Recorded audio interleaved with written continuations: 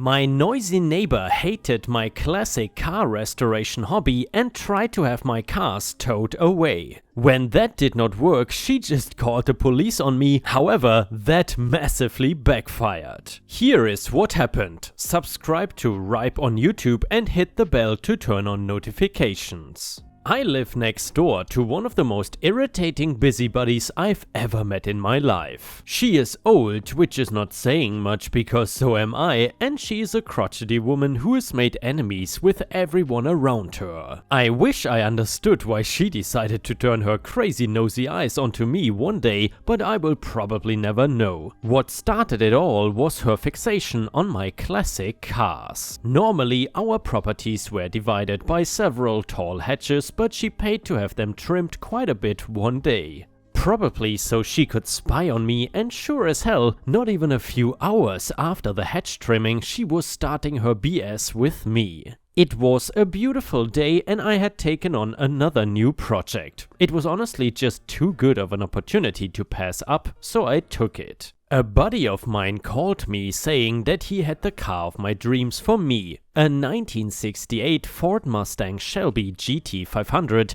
and it was in my price range. I already had one car restoration project going on in my garage, so I decided to just put the Shelby under a car cover in my backyard for the time being. It was pretty dirty and the day was nice and I was already in the back grilling, so I started washing it off. I got a feeling that someone was watching me and looked over my shoulder. And there she was, grumpy Peggy out in her muumuu, glaring at me as if I was out here causing a scene. I gave her a friendly F-off wave and she went inside. You already knew that I saw her next move coming. She marched over in her heavy robe, huffing and puffing and shoveling her slippers on my front step. She was surely judging every ounce of my property on her way to my door. She rang the doorbell. I answered. "Hello Peggy, how can I help you?" With an almost laughable sourpuss expression and sigh, she said, "I see you have another project going on. You know you cannot just keep piling these junk cars up on your property. I could call the health department on you." She rambled some other nonsense as well, but that was the gist of it. "Okay, thank you for your opinion, but they are not junk cars. They are classics that I'm restoring. It's my hobby," I said. She then goes on a tangent about how her husband used to deal with old cars before he died and she would know a good car if she saw one. I then gave her the rundown on my Shelby GT and the '64 Chevy Corvette in the garage, telling her how they would be worth more than her house one day. She balked and told me I was an arrogant POS and said I needed to get rid of the piece of poop in my backyard or she would call the health department. Her attitude did not shake me much and really made me laugh more than anything. A few days passed and I would catch her coming out onto her back porch to give my Mustang dirty looks. She was really so mad about a car in my yard and I will never understand it to this day. I went to work and about 2 hours later I received a phone call from my neighbor across the street. His name is Tom. He told me that there was a tow truck in my driveway, but that the driver seemed confused. I appreciated his call, excused myself from work for a moment and headed straight home. Thankfully, I don't live but 8 minutes from my work, so it did not take long. When I got home, the tow truck was still there in my driveway and he was talking with my neighbor Peggy, who was attempting to open the large gate to my backyard. I jumped out of my vehicle, almost forgetting to put it into park, and marched up to my house. I immediately was asking her what the hell she was doing and loudly telling them to both leave my property before I called the police. The driver was completely confused and startled, stating that she had told him that she was the property owner. She was yelling over me as I tried to speak to him, saying crazy stuff like I needed to get off her property and that I was insane and not to listen to me. The poor driver continued to look from me to Peggy over and and over again until I pulled out my wallet, showing him my address on my driver's license. Peggy's crazy persona could not really argue with that and quickly disappeared behind the hedges over into her yard. The driver even tried to talk to her as she walked away, but she ignored him and slammed the door. I told him there was not much point in talking to her, and he genuinely apologized for the mix-up. After he left, I was unsure what to do and actually thought about calling the police on her, but I didn't because I realized that it would not change anything really, and she probably would not get into trouble. A few days passed again and I assumed that her shenanigans were over, but I was severely mistaken. Thankfully, fate seemed to be working in my favor. I had a dentist appointment one morning and had scheduled the entire day off as I knew I would be getting some painful work done. I came home a few hours later, driven by my girlfriend, and there was a police car parked in front of my house. The man in uniform was looking around my back gate, but he had not gone into my yard yet. When we pulled into the driveway and got out of the car, the officer seemed very on edge and even put his hand on his hip near his gun. I was still recovering from some mind anesthesia and stuff from my dental work and felt like I was almost in a dream. I heard my girlfriend telling him that we had just left a dentist appointment and that it was my house. He asked to see my ID and I slowly pulled my wallet from my pocket. When he realized I was the real homeowner, he asked if he could see the backyard.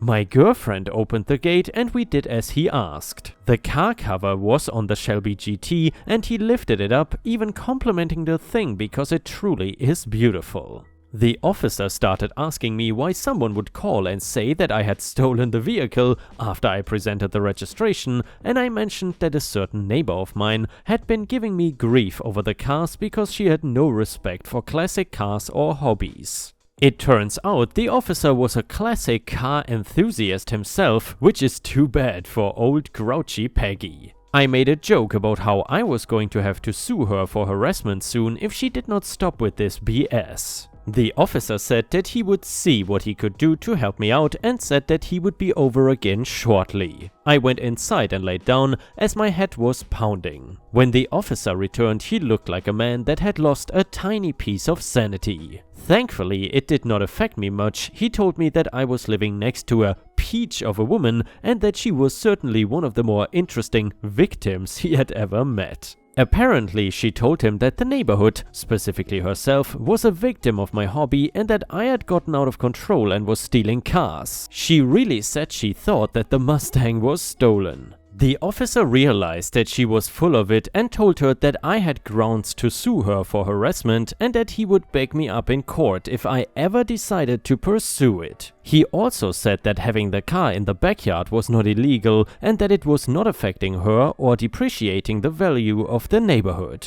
Basically, the best cop I'd ever met. I wish I was not so messed up that day, otherwise I'd probably remember his name and give him a good review or whatever. Anyways, Peggy, the annoying neighbor, did leave me alone after that, for the most part at least. That is, until I do something to annoy her again.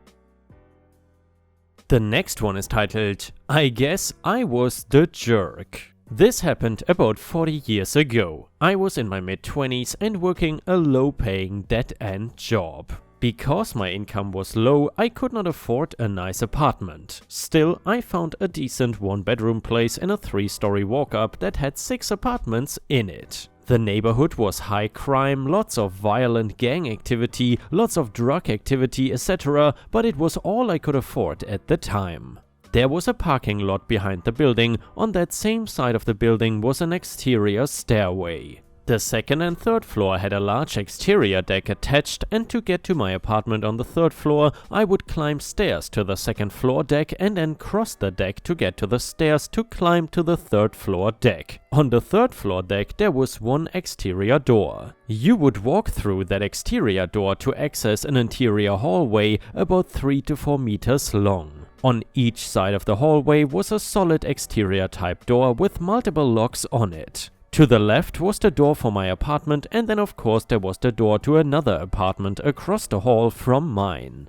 I lived in this building for a little over a year with no issues to speak of. There was the occasional loud party at well past midnight, but overall it was okay. All the tenants in the building tended to keep to themselves and there were no problems to speak of. Over time, I developed a really good relationship with my landlord. Without getting into too many details, he and I came to know each other better than the typical landlord/tenant might. At one point, he offered me a great job to work with him at the company he owned. And when he sold his fancy luxury car, he offered me the first chance to buy it at about half the book value, which was a great deal. In spite of the fact that he earned more in a week than I did in a year, the two of us established a friendship of sorts. Eventually, my neighbor across the hall moved and a new neighbor called Steve moved in. I met him and first impression is that he was an okay guy. But it did not take long for me to realize that Steve was not the best neighbor.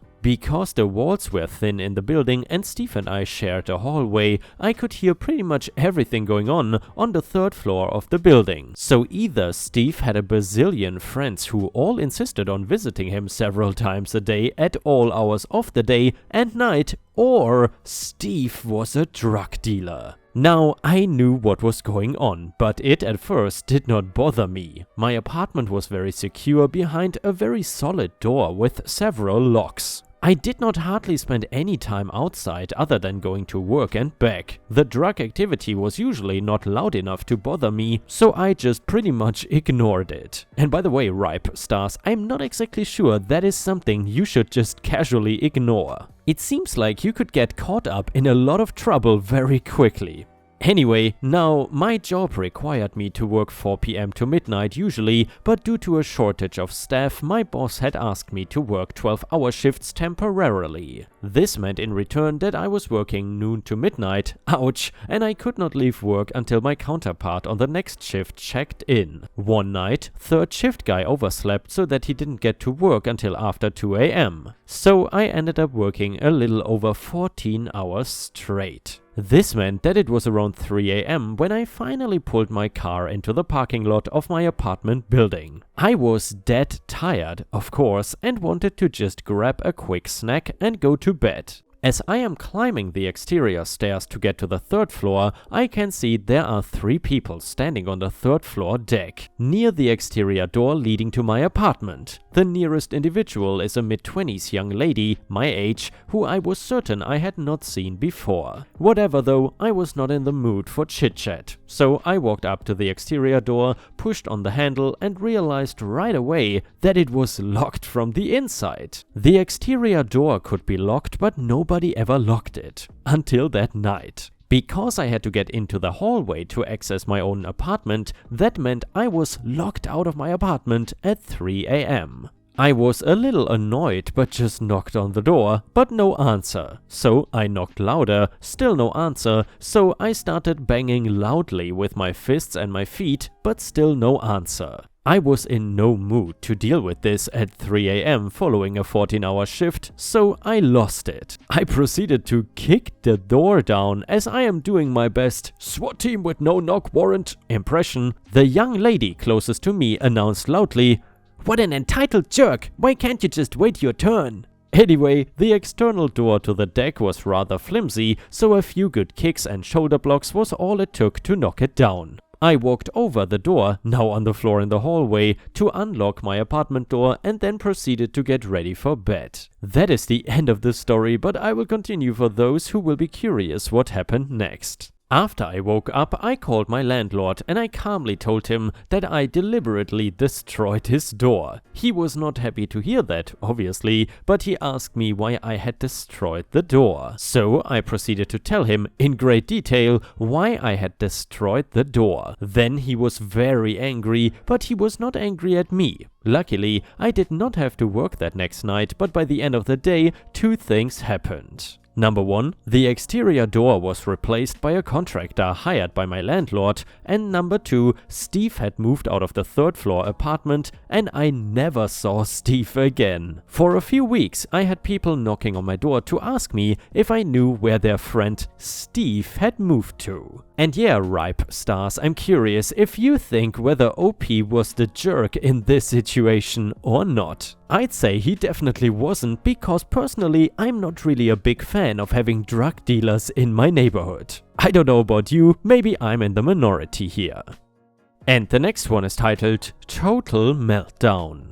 About 5 years ago, our owners remodeled. One of the most popular room combos is a suite/double-double at the end of the hall. The rooms do not adjoin, but the rooms are next to each other, located at the T at the end of a hall, with a door in the hall that closes the rooms off, making a mega suite, if you will. The D/D is just your standard D&D, but the suite is actually kind of neat: sofa bed and 2 comfy chairs in the living room, wet bar, dining table, half bath of the living room, and very full bath of the bedroom with a vanity and clawfoot tub. What the owners thought was a good idea and retreat for families has become super popular with bridal parties. The half bath in the suite, we are told, is genius, and the full bath makes for some very nice getting ready pictures. So, about 3 months ago, my coworker books suite and double-double at the end of the hall for a bridal party. The person making the reservation, who I will call Bridezilla from here on out for obvious reasons to unfold, requests an early check-in explaining it is for a wedding. My coworker states that we are happy to put down the request, but it is only that, a request. We will not and absolutely cannot guarantee an early check-in, even for a wedding. Bridezilla asks how to guarantee an early check-in, and she is informed the only way to guarantee is to book the night before. Bridezilla scoffs at the idea at paying for a full night when she just needs a few hours, and coworker tells her that most of our brides actually do book the night before and stay with us to relax and get a good night's sleep before the big day, with an added bonus of not having to rush to the location in the morning. Bridezilla gets all snotty and tells coworker not to bother the night before,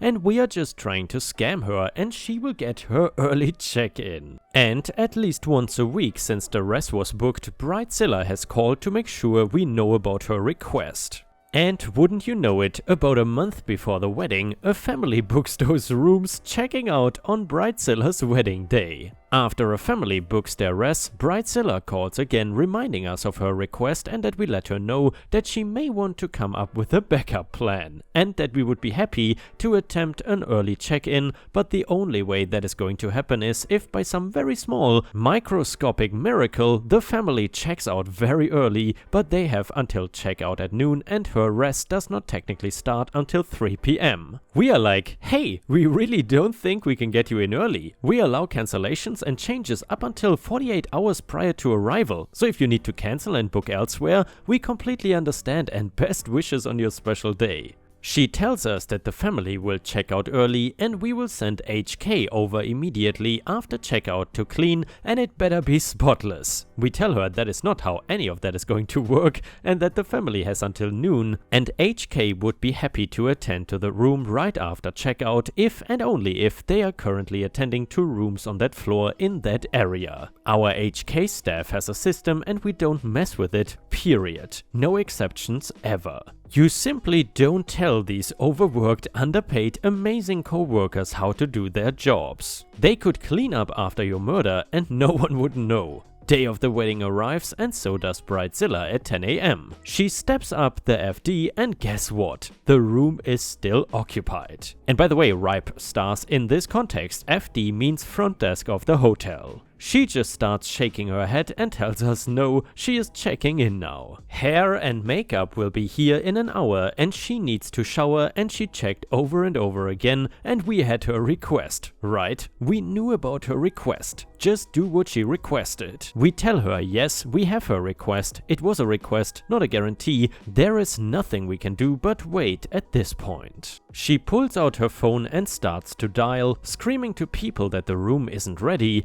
And in the middle of this, someone who I can only assume was a bridesmaid shows up, talks to Bridezilla and comes to the desk asking why there is a holdup. We tell Bridesmaid that there is no holdup, Bridezilla booked the room for tonight and check-in is at 3 p.m. The room will be ready at 3 p.m. Bridesmaid says no, you said we could get an early check-in. We tell her no, we could put in a request for an early check, that we warned Bridezilla since day one that we can't guarantee an early check and warned her about a month ago that a backup plan would be a very good idea since the room is currently occupied. The bridesmaid asks what we can do and I tell her wait, we cannot kick the guests in the room out, they paid for it until noon. Bridesmaid says yeah, I guess not. The problem is the wedding starts at 3 p.m, I need to have a little talk with the bride. Bridesmaid goes back to Bridezilla and they begin to have a very animated whisper argument. And then the father of the bride walks in and Bridezilla tells him to tell us to let her into her room. He rolls his eyes and asks us what the problem is. We inform him that there is no problem, early check-in again was a request and not a guarantee, that we offered to book her in the room the night before but she refused and that she booked the room for tonight, check-in is at 3 p.m, room will be ready at 3 p.m. He said that that is not what we told his daughter and we tell him yes, that is exactly what we told his daughter, we have the recording to prove it. Dad goes back to Bridezilla and tears her a new one, asking how she could be so stupid as to let the whole day hang on a maybe. She said she did not want to pay the extra money. He shouts back, when it is this important, you pay the extra money for the guarantee, and if she hadn't been such a stubborn brat, she would be in the room and her brother would not have been left to sleep in his car last night. She runs to the desk and yells at us to give us her key, knocks down the stand with the tourist brochures next to the desk, runs up to the stairs and in the direction of where I guess she thinks the room is. Then knocks on the door of what I think she thinks is her room and demands that the guests in that room let her inside along with HKFD and demand that all of us to just let her into the room. While the meltdown is taking place, Bridesmaid asks if there is a bathroom/dressing room, anything they can borrow to start getting ready. We offer a small conference room that has a bathroom attached. Dad picks up Bridezilla and tosses her into the conference room where hair and makeup is beginning to set up. Bridezilla keeps saying, I was not gonna pay for a whole extra night, Dad. I did not need a night. I just needed a few hours. Dad says he cannot wait for this day to be over because maybe he will get his daughter back and if not, she is someone else's problem now. The rest of the preparation seems to go okay, they leave for the wedding and we place their bags in the room at 3 p.m. I also clock out for the night. The next morning I walk in, excited for gossip and news on what happened when the bridal party came back after the wedding. There was none. The entire party came back completely hammered, they stumbled back to their rooms with barely a peep. We have a silly tradition of delivering champagne and chocolate-covered strawberries up to the bride and groom when they arrive back after the wedding. Room service went to deliver, we were expecting no tip and attitude from the bride, but they tipped actually well and she burst into tears about how nice we are here and isn't it nice that we are so nice. They did not even come to the desk to check out, used the TV to check out and left the keys in the room. But guess who had to clean up and reorganize the brochures? Yep, me. And yeah, ripe stars, I gotta say, I'm definitely not jealous of any person working in the hotel industry because that is certainly a difficult job where you have to deal with a ton of entitled people. Anyway, thank you very much for watching, I hope to see you again tomorrow.